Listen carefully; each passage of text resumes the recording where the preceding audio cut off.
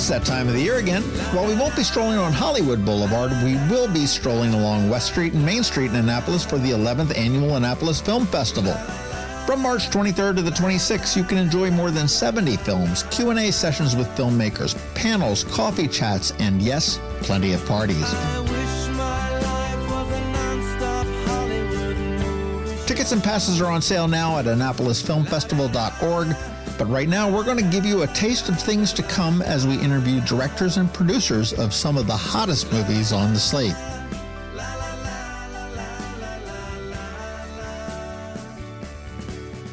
Joining us on the phone today is Sophie Kargman, all the way from LA, I believe, right? That is true. Hello. All right, how are you? Well, I'm great. How are you? Awesome. Well, Sophie, people may not know, but they certainly will after the Annapolis Film Festival rolls through town on March 23rd to 26th, is the director and the writer and the conceptualist of Susie Searches, which is a feature film that's going to be shown on, actually, first things first, put this on your calendar. It's going to be Saturday at 7 p.m. at the Boys and Girls Club, and then Sunday, 5:15 p.m. at the Boys and Girls Club. So anybody that's going to the Annapolis Film Festival has not one but two choices to see Susie Searches, and I do recommend they do it because it looks like a hysterical yet kind of dark, sort of a funny movie. It is. It's a darkly comedic thriller, or satirical thriller, whichever one you wanna. But it's a fun. It will definitely keep you on the edge of your seat. That is for sure. Now, the plot of the film here is that Susie is a college student and she has her podcast. There is a crime on campus that she is the one that's going after, right? To solve it. Yeah, exactly. So her name is Susie Wallace. She lives in a sort of small town in middle America and goes to a small community college there. And she has this true crime podcast that no one really pays attention to. And she's sort of a true crime aficionado. She's obsessed with it, and she's actually quite good at sort of solving. She looks back at sort of true crimes, tries to sort of just in the past and tries to dissect them. But this kid goes missing on campus, and she's like, "This is a chance for me to show what I can do. This is a chance for me to sort of exercise my sleuthing skills." And then it sort of goes off the rails from there. Is this your first feature film?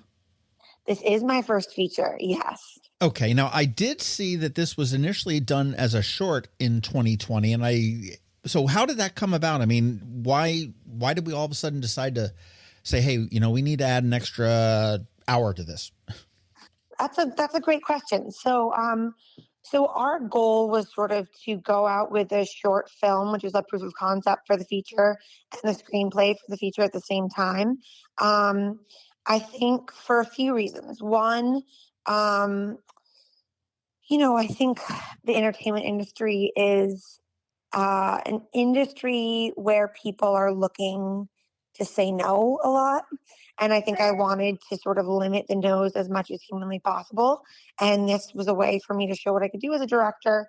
But also really more than that it was to show that I understood this very sort of specific genre, which is just sort of the satirical thriller or darkly comedic thriller, where you're always sort of towing the line between comedy and thriller. And it's a unique tone to pull off, but no better way to sort of show what I can do than in a short film. Yeah. You were Susie in 2020, and now you're Sophie. I guess the question is are you an actress or an actor, or are you a director, or yes to both? I started as an actor. I was I started in theater, and I grew up as an actress, and I love actors. I speak actor. I think like an actor.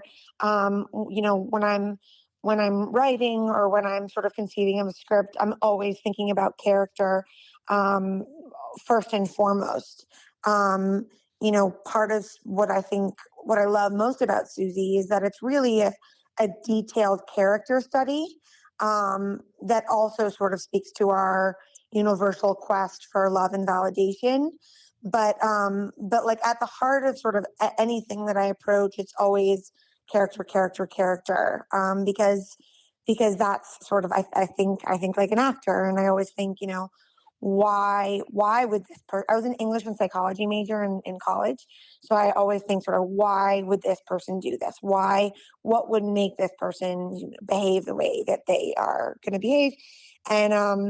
And so, but the interesting thing is I was always sort of writing and acting. Um, and then, I mean, truth be told, after being in a lot of stuff that wasn't super great, you're as an actor, you're sort of, you audition for a lot, and work is work. So and work begets work. So you sort of say yes to a lot. And, I realized I learned as much from the stuff that wasn't super strong as I did from the stuff that was strong, and maybe even more from the stuff that was less strong. And basically, I thought, well, why can't I do this?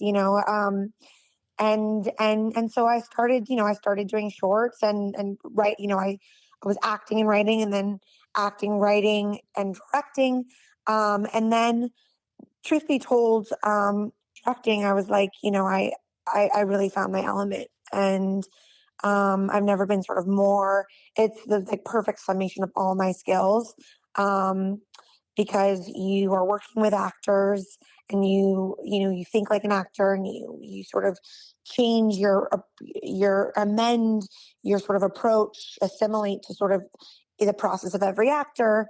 But then you're rewriting as you're directing. You're directing is, you're conceiving. I storyboarding is a huge part of what I do. So you're deeply entrenched in the visuals from the get-go, transitions, color palette, lighting, all of that stuff. It sort of is the summation of all my skills. Well, I've got to imagine that coming from an acting world, if you will, into a directing world probably gives you a lot of more, I guess, insight into it. As you said, I mean, you're coming from always from an actor's point of view, which probably gives you a leg up on any number of ways that you probably could. Now, are you going to stay behind the camera? Is that your intention now? Yes, absolutely. And I don't want to say, never say never, but for the foreseeable future, directing is where I'm focused. Who is Susie? Is she some like middle school nemesis or something like that of Sophie's? No, it's funny. That we have this sort of running joke, for anyone that knows me. It's a joke. It's a joke because when you watch the movie, you're like, she is different, but so much of Susie is me. Her not the sort of slightly morally compromised parts, but maybe that's a spoiler, so you might have to edit that out. But really, she's so fastidious. She's a good. I mean, she comes from a really good place, but she approaches her work in such a way that sort of reminds people of me. She's relentless. She's so detail oriented. She leaves no stone unturned. And there are qualities that she has that are very much Sophie-isms. But the running joke for people that know me is that it's Susie was loosely based on me, even though that's not at all true. Well, I also saw a video with the two leads, and Jesse, the actor that plays Jesse, Alex Wolff, said that he got the part from your personal trainer boyfriend. True? Yes. All accurate. All accurate. Yeah, I know it's very LA. Is that the new casting couch for Hollywood? You've got to go to a personal trainer, and hopefully they can hook you up with us. In this case, yes.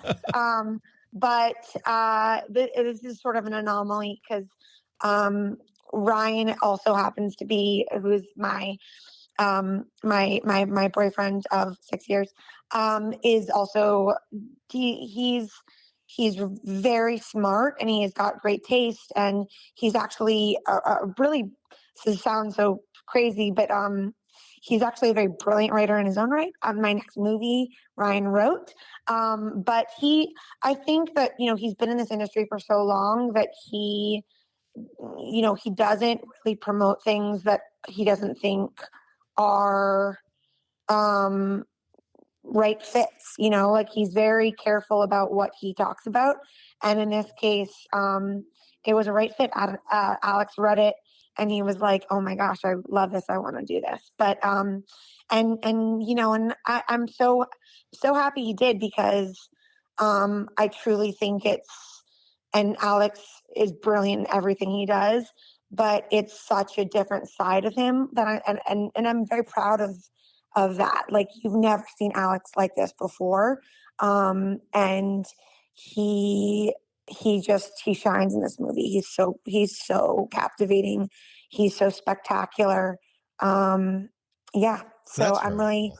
yeah, I'm very happy that it all came together. That's all. And you've also got Jim Gaffigan, who's playing the sheriff in there. And I mean, Mhm. I've been a fan of him forever, as back in his comedy days, but he has made an amazing transition from, stand up to actor to writer and everything else that he has. But was he like amazing to work for? This is like a personal question. I just need to know this. Was he amazing or was he a jerk? The answer is yes. He was everything you would think he would be, in that this affable, like, funny. Jim is so innately funny, and he doesn't try to be. He's like, it just comes out of him and you're like, where did you come up with that? He was such a joy on set. Always I was always laughing, hysterically laughing all the time. He's very quick. Even Susie premiered at TIFF in September at Toronto International Film Festival, and he was there, and he gets up at the Q&A, and he just had everyone in stitches. That is, his synapses fire like at this sort of uncanny speed, and he's just lovely. He's a lovely guy. I really can't speak, I can't speak more highly of Jim Gaffigan. I'm a fan of his work, but I'm also a great fan of his character. Awesome. Well, I'll tell you what, here's a question for you. If I could deliver Yeah. any actor to you right now to work on a future project with you, but it would cost you your left arm, okay? What actor is it going to be? That's a great question. I only can choose one. Yep. Can I only choose one? Yep, just one. Just one.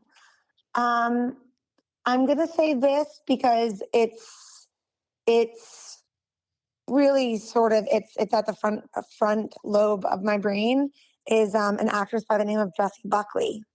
I really love her. I think she's so spectacular, and I want to work with her. There you go. As a director, what do you hope to get out of film festivals? You know what I love? I love film festivals. I love meeting new people. If I were there, I try and see as much. I'm a film fanatic. I try, if I were there, I would actually try and see as many films as I could. I'm less about sort of the parties. I know people like to go to film festivals and go to fraternize and like to sort of hang out with other people and go to the parties. I go to see movies. So yeah, so I think that I like to meet other. I mean, it's really just the people, meeting other filmmakers, meeting film lovers. To be honest, in the past, some film festivals that I've gone to, even for the shorts that I've done, I've made friends that are still dear, dear friends to this day. How did one make the jump from a psych major in college to making films?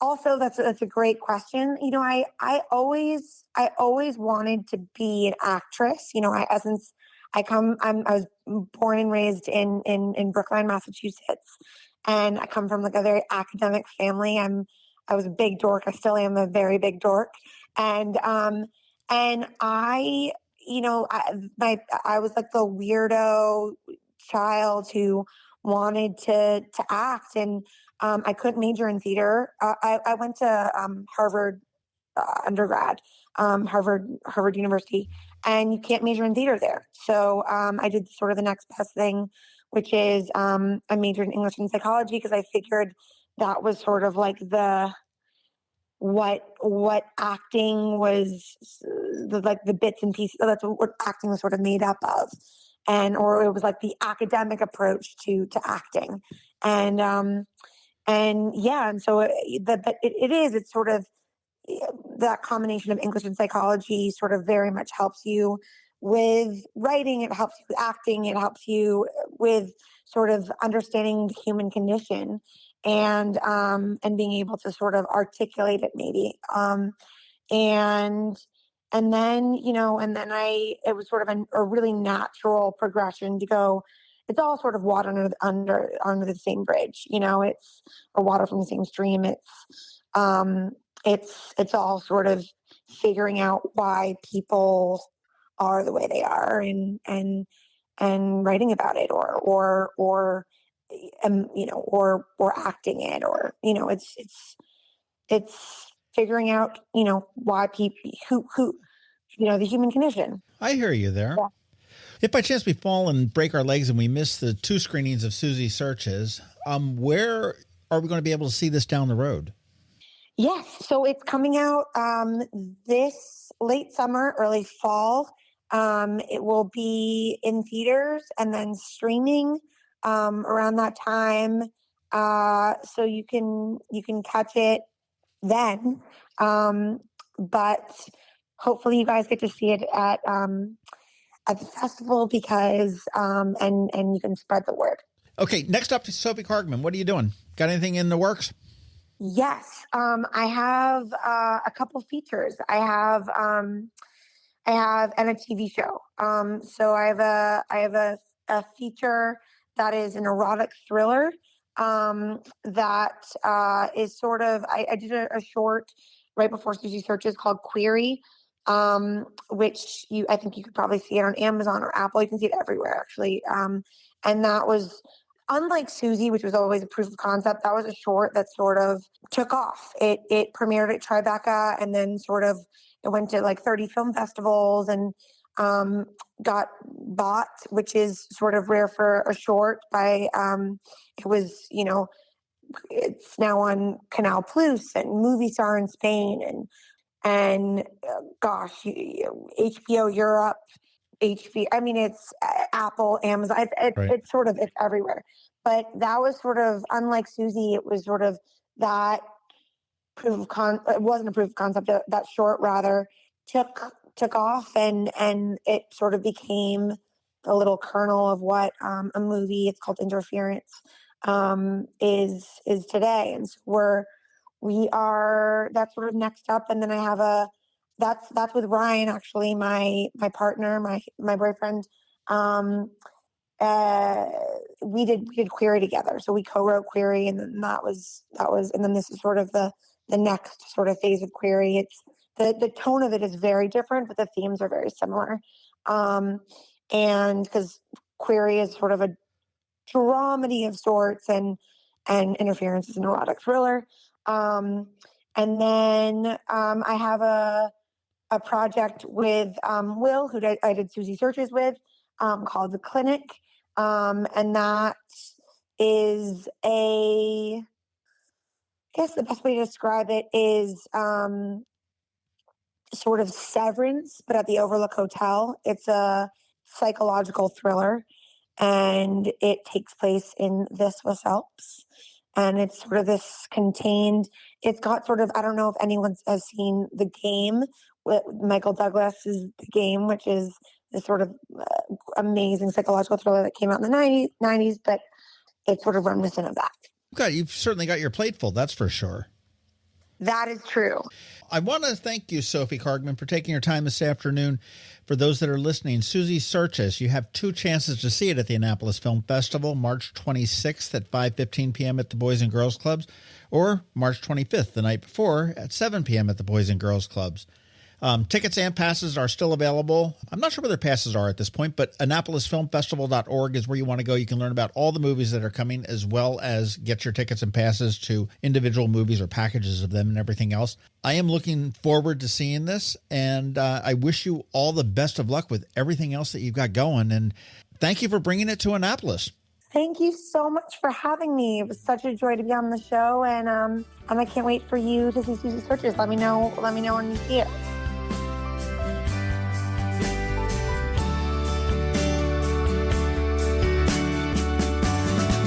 You can see on the stars as you walk along Hollywood Boulevard. Remember, passes and tickets for the Annapolis Film Festival are available right now at AnnapolisFilmFestival.org. I've got mine. Now you need to go get yours, and I'll see you at the movies.